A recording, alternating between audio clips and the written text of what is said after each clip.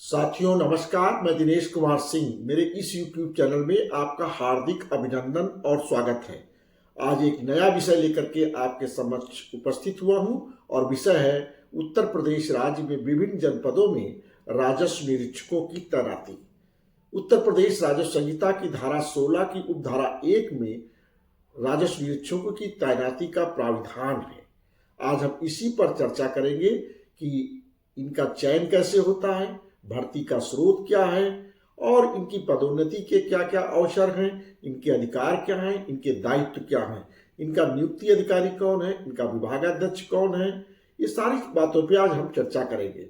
मेरा अनुरोध है कि मेरे इस चैनल को अगर आपने अब तक सब्सक्राइब ना किया हो तो सब्सक्राइब कर लें, फॉलो करते रहें और वीडियोस को शेयर करते रहें, जिससे ज़्यादा से ज़्यादा लोगों को इसकी जानकारी।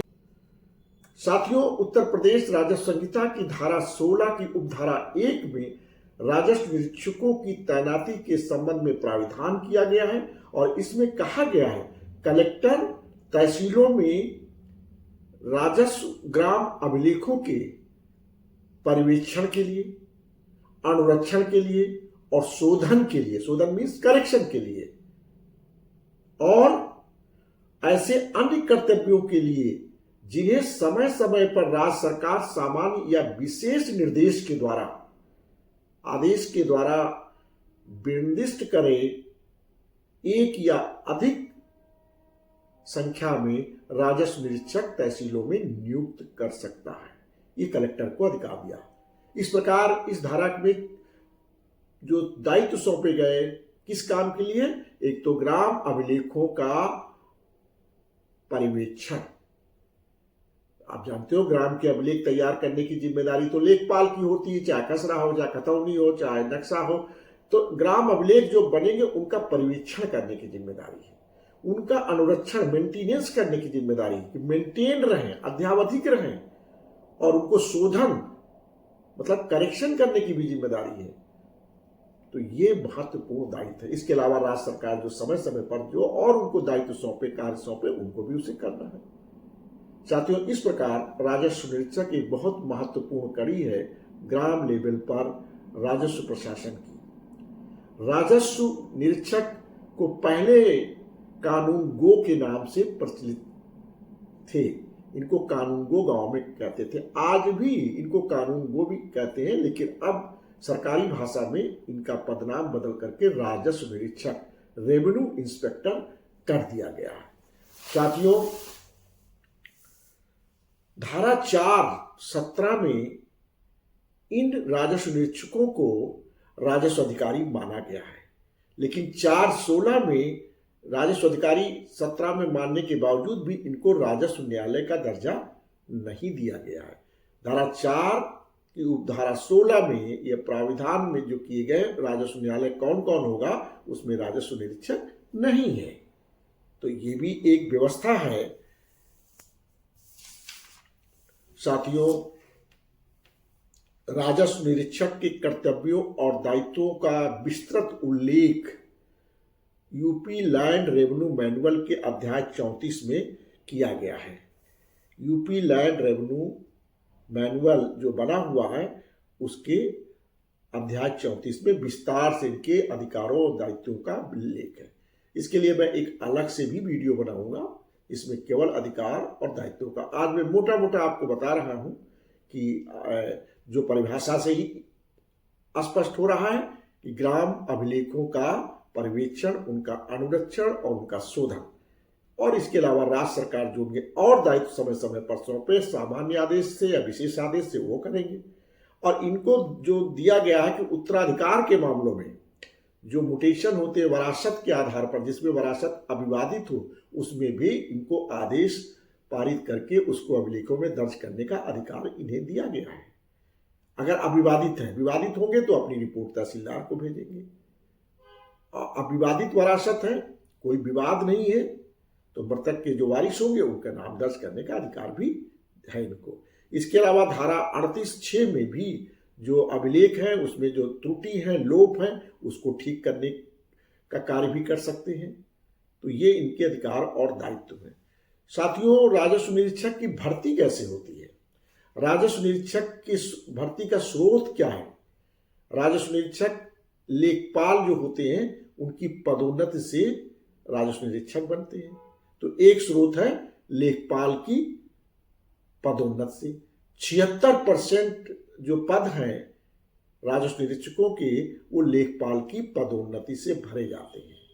दूसरा कहाँ से आएंगे?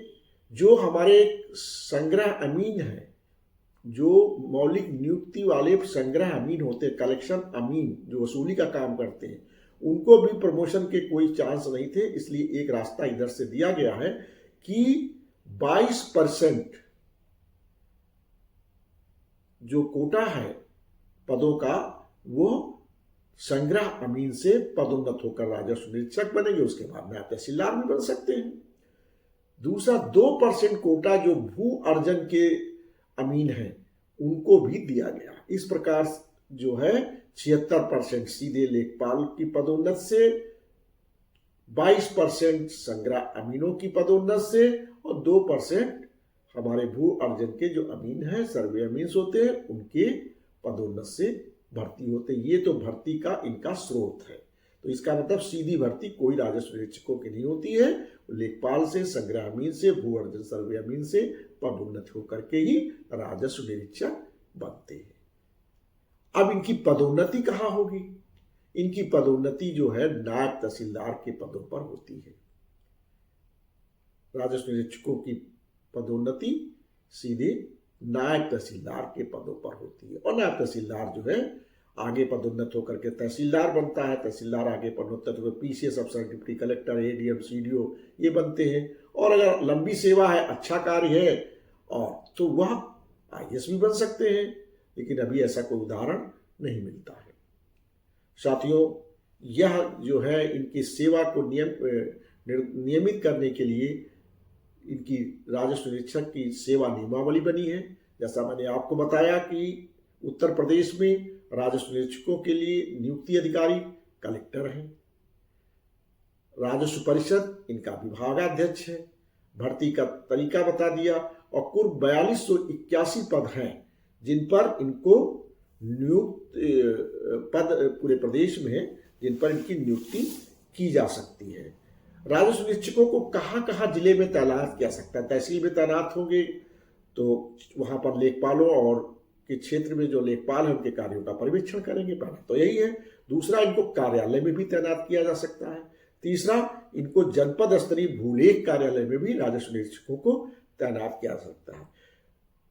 मैंने आपको पद बताया कि 4281 कुल पद हैं, जिसमें 2473 परमानेंट पद हैं, 1808 टेम्परेरी पद हैं। तो इस प्रकार इनका जो संवर्ग है वो राज्य स्तरीय संवर्ग है और परिषद इनका विभागाध्यक्ष है। इनका स्थानांतरण एक जनपद से दूसरे जनपद में परिषद कर सकता है। जिले में एक तहसील से दूसरी तहसील में कलेक्टर कर सकता है। तहसील के अंदर एक क्षेत्र से दूसरे क्षेत्र में वह सब डिविजनल अफसर, उप जिलाधिकारी जो इंचार्ज ऑफ सब डिवीजन होता है, assistant collector first class in-charge of subdivision, वो कर सकता है। तो ये इनके स्थानांतरण का है। इनका लेवल जो है वेतनमान के हिसाब से लेवल 5 है, जो 29,200 से प्रारंभ होकर के 92,300 तक होता है। तो यह इनका पे स्केल होता है जिस पर पदोन्नत होकर के नियुक्त होते हैं। बहुत बहुत धन्यवाद। मेरा अनुरोध है कि इस चैनल को अगर आपने अब तक सब्सक्राइब ना किया हो तो सब्सक्राइब कर लें, फॉलो करते रहें और वीडियोस को शेयर करते रहें। मैं इसके लिए आपका आभारी हूँ। धन्यवाद।